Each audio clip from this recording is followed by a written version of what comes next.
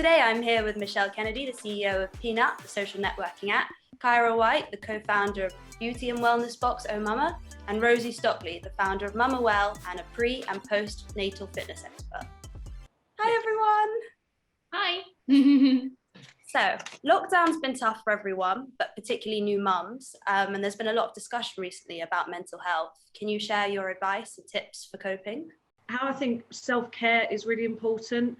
And once you've got a new baby, whether it's your first, it's probably even more daunting if it's your first during lockdown. But even if it's not, every baby brings different challenges and situations. I think it's about remembering to take some time out for yourself, no matter if that's 2 minutes of the day, a 20-minute bath if you can, but just taking some time to look after you and prioritize yourself. Most mums look after everyone else and they come really far down the list. And it's easy to say, but it's trying to remember to kind of put yourself as a priority at some point in the day, even if that's just to like give your face a good cleanse or have a 15-minute like glass of wine. Just take that time and look after yourself. You know, we give out a lot, so we're constantly sort of emptying, but we need to top ourselves up. So that's different for everyone. A load of the things Kyra was saying, I agree with, you know, getting out for a walk, just anything. I tend to sort of like to do a few things alone sometimes, away from my kids if I can. That kind of helps me just fill up a bit, then I'm a bit more present. And I was also going to say with mental health, I think it's really important to notice your trigger points and when you might be at that point of not crisis as such, but you know, when everything gets a bit on top of you, don't let it simmer. Make sure you've got people you can ask for help, like your partner, or I know whenever I see another mum, we can have a bit of a like about it, and you always feel so much lighter after. So I think it's just to notice before you get to that point of like on the floor crying, or you know, it can be really serious mental health breakdowns, in fact, and making light of it. But you know, notice when you're feeling not quite balanced.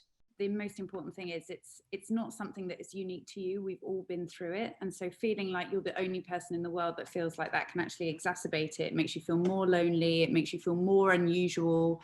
And it makes you feel more as if you have to do it on your own. And the truth of the matter is that this is affecting so many women and impacting so many women that actually by you sharing and being honest about how you feel, you'll actually probably help someone else in their day to open up and feel a little bit more bold or brave about saying that they actually feel the same way. So always being in a position where you can share it is hard, and it's hard to be vulnerable. But if you can do that, you'll often find that so many other women want to say, yeah, me too.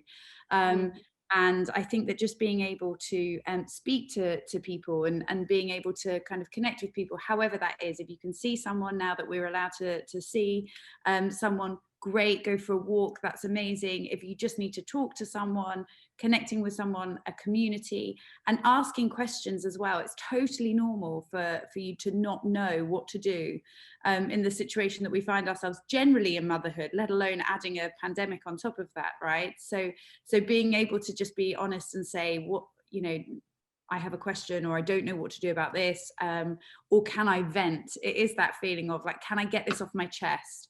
And you will find so many other women there who will rally you and say, yep, been there, or yeah, feel the same, or make you laugh, whatever it might be. I think that's really important. So you're not on your own and you don't have to do it on your own, and being able to share that, I think really helps. After being cooped up for the best part of a year, going out and about can seem daunting for new mothers.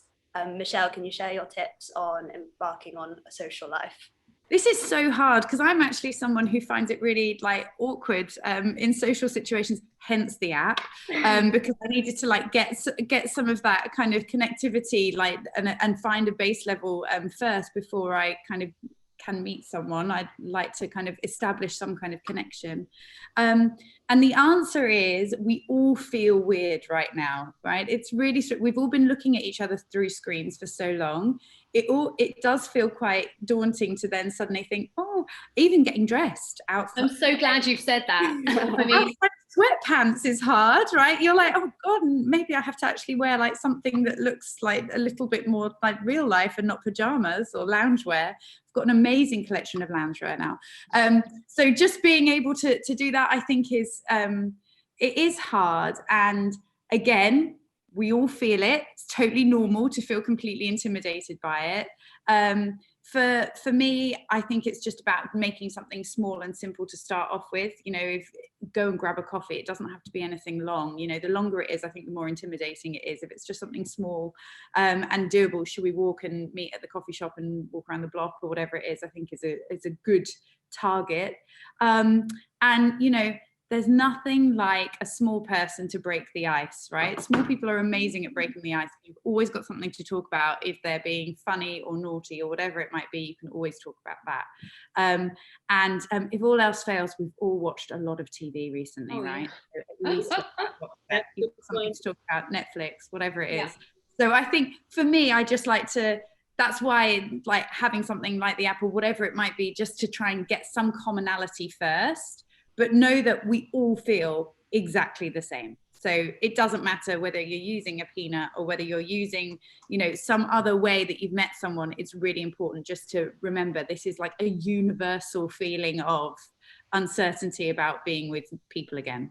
Yeah, I've definitely put that question out on my kind of community online about how are you feeling? Because I personally was feeling, you know, everyone was super organized and had like all these play dates and classes booked. And I was very much kind of taking it slow and trying to figure out. And actually that was the general consensus. People were like, don't rush. And I was thinking with regards to, I've got Stella, who's 5 months. With her, you know, everything in the world is special and new. And if she's with you, you know, that's your trip. You know, you can be with another mum. You don't need to do like, take them on, I know, a crazy adventure. They're happy just looking at trees and, you know, dogs and, you know, just seeing what you're doing. Even just watching me chat to another mum will be really entertaining for her because she's not seen that much. So I think people don't need to be worried about making an extra special effort. Like you say, just the simple things is good for now. It's going at your own pace as well. Like you said, Michelle, not feeling pressured to rush out on the first day that you can, and how many people can we see? It's 15, okay, let's get 15 people together and we must have a barbecue because the sun's coming out. It's just like you say, go for a walk, go at your pace, and everything will fall in naturally. Everyone wants to see, like in your case, Rosie, like the new baby, and they're all excited, but we're not going anywhere. Like, hopefully this is kind of the steps to freedom. Things will return gradually. It's exciting at the moment for a lot of people. A lot of people are nervous. A lot of people are excited in kind of equal measure. We did a bit of a survey on who's like new mums that have had babies like yourself in lockdown, and it was really split in the middle. Half of people have loved just being able to close the door and say no visitors, like, and just kind of like snuggle in their little family bubble and sort of have those moments and memories to set in. And half have just been gagging to get out and feel like they've missed out on their maternity or missed out on play dates and things. So it's just knowing what's good for you and your baby and just going at your own pace. It might be, it's different for everyone anyway, but sometimes with the first baby, I know that people have been dying for that mat leave for so long, and the introduction of this baby to their family. And I'm not saying it's different with the second, but I was a bit more like, oh, I've got this kind of time at home to create a bit of a little routine and see a few people I know in my area. And yeah, it's very split, I think, how people feel. But yeah, like you say, your own pace. Kyra, you mentioned about self-care tips and the things that you do. What's on your agenda at the moment? Full term at the moment. I'm still walking every morning. I get up early. I've got a 2-year-old, so he gets up early. Fortunately, my husband's around at the moment. He's not normally, but he's here, so he stays indoors with him, and I take myself off for like an hour, 2 hours, depending on what the day holds, for a walk. So it's just me getting fresh air. I go with my best friend. We've done it kind of for about 4 months, socially distanced, just whether it's raining, sunshine, and that just gets me ready for the day and just gets my head in the right mindset. We talk about rubbish, we talk about important things, we talk about nothing, we walk in silence. It's just kind of that gets me started in the right frame of mind. And then it's like just taking breaks throughout the day and just kind of knowing when to stop as well, when to take 5 minutes out or 10 minutes out and going, actually, do you know what, I'm not going to work this afternoon, I'm going to take the little man round to the park and just hang out with him, rather than go, we've got to do this, we've got to do that. I think it's taking, if you can, pressure off yourself and putting yourself as important as everyone else in your family, in your life. Before I had my baby, I had this more free time with it. I have a 4.5-year-old, so she's quite autonomous in a way. And so I did have a lot of like time for anything, like a bit of workouts, going for my walks. And when I was heavily pregnant, that really resonated. I was like walking every day. Now it's harder to carve it out. But it's still very much the walks and like the podcast. I think for me, it's that alone time, sometimes with a friend, but yeah, a bit of exercise where I can. That really helps me. I'm always one for moving. So, but it's very much different every day. I don't like to put any pressure on myself. So it's never, you have to do something. But if I've got my leggings on and I can just fit in a bit of yoga, a bit of movement, that to me. And then it's actually as well, like when I can just get out of my leggings. So I have a couple of days where I have, my daughter all day, and I'll be sort of like maybe meet up with a friend, get my nice trainers on, my nice trainers, my jeans, and a little blouse or whatever, and just that perks me up a bit. So yeah, it's just little things, nothing too major at the moment. Yeah, do you know, it's terrible actually, but self-care has become having a shower on my own. And it's just that funny thing where it's just about making sure that I can get that one kind of moment of the day where I can actually think straight, and it's usually in the shower when there's no small people trying to get in or offer me a towel or do whatever else it is that they think they can do. And that is really important, I think, also just for your like starting off the day or ending the day. Last night I was like, everyone out, I need shower, and you just need to leave me. And I think that's just an important part of it. So it doesn't even have to be anything big or dramatic. And if you're working as well and you've got little people, it's hard. My son is 7, so he's just gone back to school, but my daughter is 21 months now. So I've gone from him going back to school and me getting back into work a little bit more to now he's at home, Easter holidays, and it's like, oh gosh, now you're just around me all the time again. And I love them so much, but also sometimes you just need to decompress. So having that shower on your own is like, for me, that's like the most amount of self-care ever. And did you guys adapt your skincare routines while you're pregnant and since you've had your babies? Kyra, do you want to kick us off? Yeah, I definitely did. And for every woman, again, it's completely different. Most of your skin changes are hormonal. It depends on whether you're pregnant in the summer, in the winter. Personally, I got really dry skin, and I've never had dry skin before. My hair when I was pregnant was amazing, and then about 3 months after, all fell out. So it's just kind of trying new things. I think kind of asking other people, asking other mums. With Oh Mumma, everything that we put in the box is tried and tested by mums for that very reason, that you go, right, this is my dilemma, this is my situation right now. What's the best thing to use? Like, what's the best moisturizer? We love like a multi-use product, like a balm that you can use on dry skin, but you can also use on like your baby's nappy rash, or you can use as a lip balm, your cuticles. So I think it's kind of knowing what's happening with your body, trying new things, asking other people. It's like everything, just talking, like you said, Michelle, talking to other mums who've been there. Their experience might not be the same, but everyone's gone through some sort of change, and that alone kind of unites people.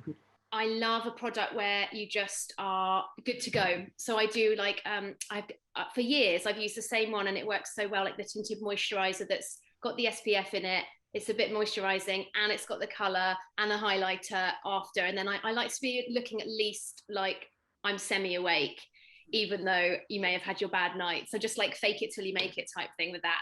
So yeah, those kind of quick products where I'm like, yeah, but like you say, I'm trying new things with the hair, but yeah, not stressing too much. And I was going to say, the dry skin and things, I found like this is with me at all times, just topping up pregnancy. And then after, I mean, breastfeeding is so thirsty work. So I think that does wonders for your skin, just like all the hydration. I don't know. I'm not very good on beauty. I don't think it's my best part, but I'm very freckly, and I have I got lots of pigmentation actually when I was pregnant with my daughter, and like dark pigmentation here. And so I was just using a lot of like natural oils and just trying to use that. But I definitely better answered by the experts, because I'm still trying to work out tired mum look. I think it's a really good point, because everyone, like we said, is different, and some people like beauty is there, like can be, that crutch is a very dramatic word, but I know we've got some customers who just like want a pop of colour. They'll put a red lip on and they can go out and take on the world. Or for some people, it's their brows and their lashes, or people have lash extensions before they have their baby, just so that they feel awake. Or sometimes just putting on your brows. And I had really bad hyperpigmentation with my first child, but I was mainly pregnant during the summer. Whereas this time, like you said, because we've been locked indoors and it's been wintry, I haven't had it at all. So I think it's acknowledging that as well. Like each baby in pregnancy can bring different challenges each time. Do you guys have a hero product that's your lifesaver throughout pregnancy and being a new mum? Mine would be, I'm going to be greedy and have 2. Dry shampoo. I don't think there's a mum that hasn't used dry shampoo. We've tried them all. We get the good job of like trying everything. Living Proof is probably my go-to one. It actually, it cleans your hair, so it doesn't just leave that white powdery that soaks it up. So that is amazing. You can do it for days, too many days sometimes. And then probably a multi-purpose product. Bloom and Blossom do a magical balm. It's called Wonder Worker. And again, you can put it on your cuticles, you can put it on dryer patches, you can use it on the baby, you can use it on lip balm. So I think one of those things you can just chuck in your nappy bag that literally the whole family can use. Again, in winter it's great, in summer it's great. Multi-use products are definitely what every mum needs. You don't need a bag full of 20 products every time you go out. Rosie, as our resident fitness expert, how do you particularly, and also how do you find your clients cope with the pressure of bounce back? Because I mean, it seems like all the Victoria's Secret angels have all had babies during lockdown and they seem to have totally flat stomachs. Yes, well, listen, this phrase is just my bugbear. I absolutely hate it. It's outdated for any woman, today's modern woman. So I'm big on just sort of educating, as it were, explaining and making sure all the women know what your body goes through in pregnancy and after. Like, there's no TMI sort of on my site. It's all about, you know, sharing stories. There's lots of different things that happen, and it's not to be creating scare stories or anything like that, but be realistic. You are growing a gorgeous baby in your body for over 9 months, and for some people that may be, you know, full of energy and like the joys of life. For a lot of people it's like quite a non-linear journey of fatigue, sickness, anxiety, energy again, then less energy, you know. So, and then there's so many physiological adaptations the body makes. So I think, you know, pelvis, abdominals, you've got your skin, and that's fine, it's all happening. But this all isn't just going to like disappear as soon as the baby's out of you, and nor should it. You know, this is something that's part of you. So I think that bounce back thing is just so belittling to the experience that we've had, which is, you know, it's just amazing, like a life change, right? So I don't use that phrase, but I do use the kind of thing of, you know, if you want to, you may want to, you know, move without pain. You may want to feel strong, energized, mentally strong, be able to lift up your baby and swing them around and put them down. You know, there's so many things as a mum that you have. It's such physical life, right? I know you've both got kids, so you've had your arm on one hand, your baby on your hip, that muscle's aching, you're cooking, they need jigging for hours, you're up and down changing the nappy. So it's very physical. So my thing is, if you after birth can and feel ready at some point to safely start moving again, for yourself, for strength, for energy, it can only be a good thing for like your life in general. And I think it doesn't need to be like big and hardcore in any way, just something you like doing. And then, so the guidelines, the NHS does advise 150 minutes a week of activity. This is in pregnancy. So let's just say we can presume in normal life it would carry on, but in pregnancy, notice they say activity and not fitness class. So like you were saying, you know, every 15 minutes counts. So if you might go for 2 15-minute walks a day, that adds up to half an hour. So tick, done.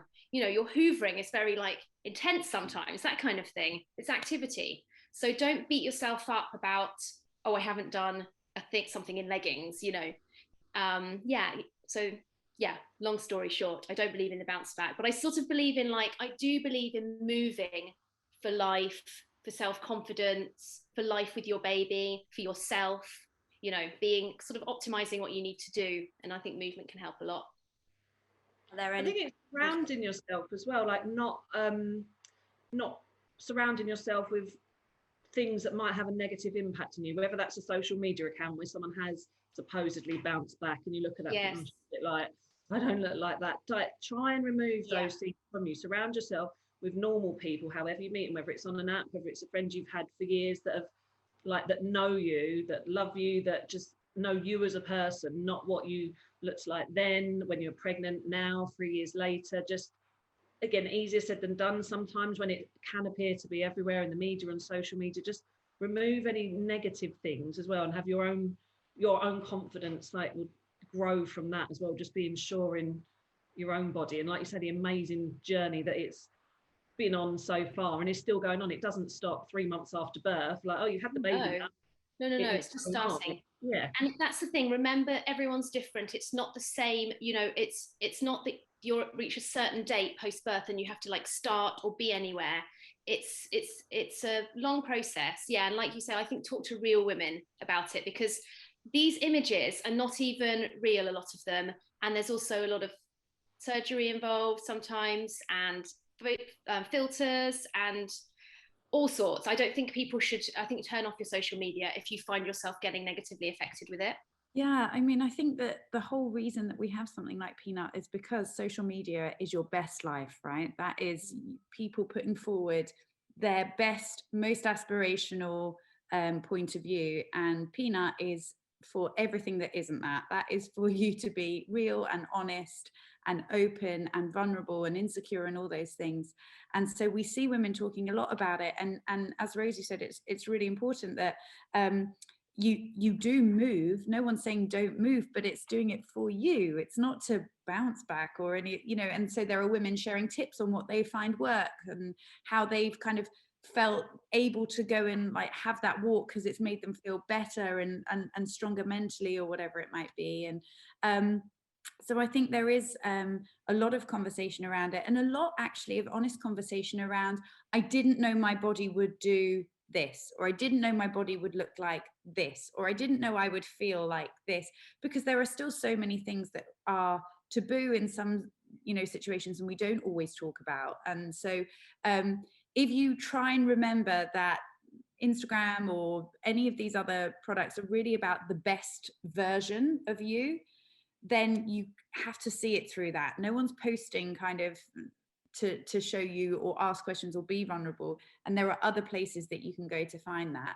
And the other thing is, I always just try and remind myself, if it's a Victoria's Secret's model, that is her actual job, right? It's not our actual job. It's definitely not mine. So my job is to build tech. So, you know, and she probably didn't have her baby and then go back to building tech or whatever it might be. So you have to try and remember it in the kind of guise of what they're doing. That's her livelihood. And if it's not your livelihood, why on earth would your body be able just to kind of change in that way? And I think perspective is really important. It's really hard to have perspective when everything's telling you something different.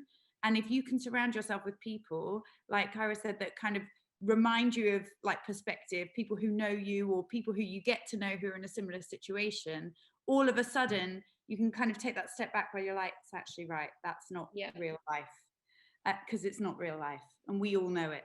And any other woman that you speak to will tell you that's not real life. And I think the other thing to remember is sort of everybody's so different in, like, body type anyway, prior pregnancy, through our whole life.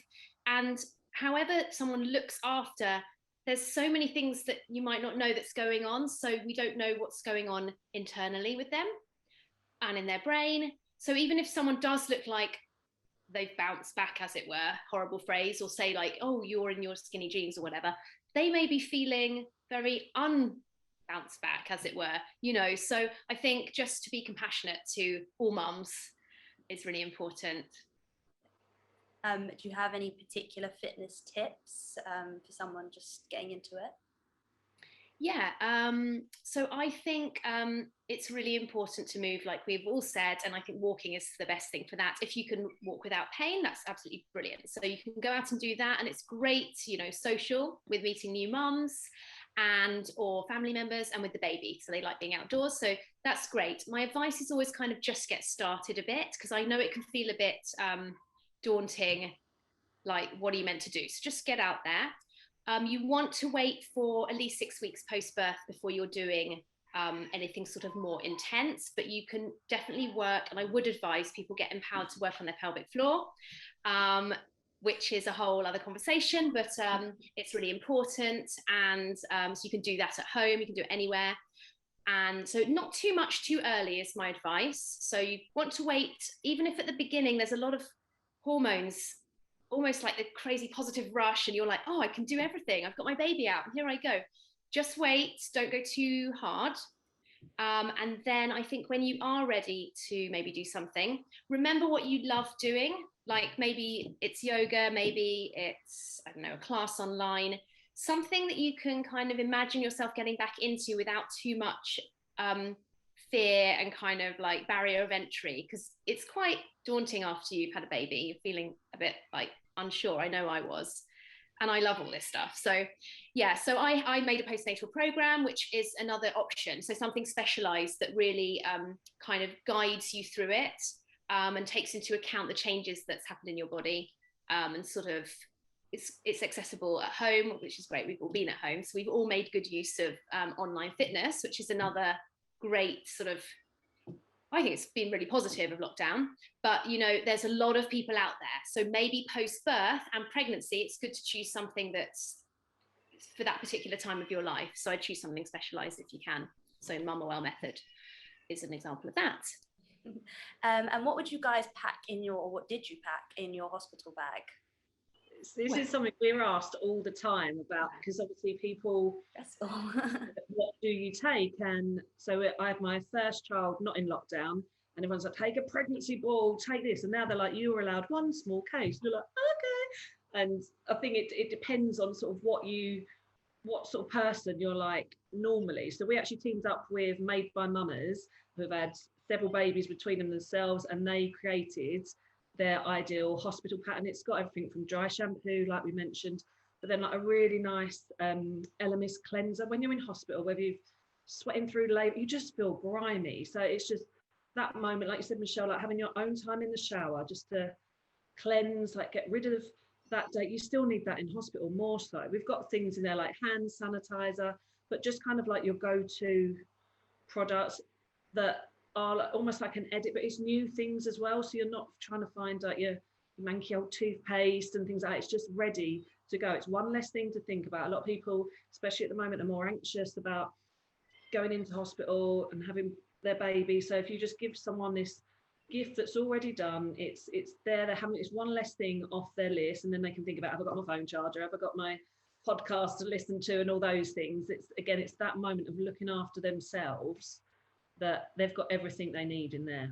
Such a good idea, and it's a really nice gift for a like pre-birth baby shower kind of gift. Yeah, so useful as well. And that's what everyone's missed out on, baby showers. And like you say, with online fitness, I think anybody that has retailed online at the moment has probably had quite a good time. We definitely have, because people want to send, it's kind of like you said, it's like your most vulnerable time. Sometimes you just want to send some love through the post, literally. And if you've had a baby yourself, you go back into that moment, you're just like, what did I need? What did I use? So you either like create this like box of stuff yourself, or just go to something that looks beautiful, it's all presented, it'll fit in your bag, and it just lets the recipient know that like, you've got this, like we're thinking of you, you can do this. It's that kind of like positive like affirmation, like you'll be all right. I always remember after my son, I had brought like some really nice pajamas with me, lol, but I just wanted a nightie, and I am not a nightie person, but I did not want to be putting I had a C-section, I did not want to be trying to put any kind of trousers on at all, just a nightie that was like an old-fashioned Victorian style with a like buttons, so I could breastfeed and I didn't have to worry about it. And the same for leaving hospital. I wanted a dress. I did not want to be trying to get leggings, or I went in leggings thinking, oh, that's fine, that's what I'll leave in. No, I did not want to be like having anything around me. I just wanted to wear a dress. So anyway, that's one thing. And hairbands.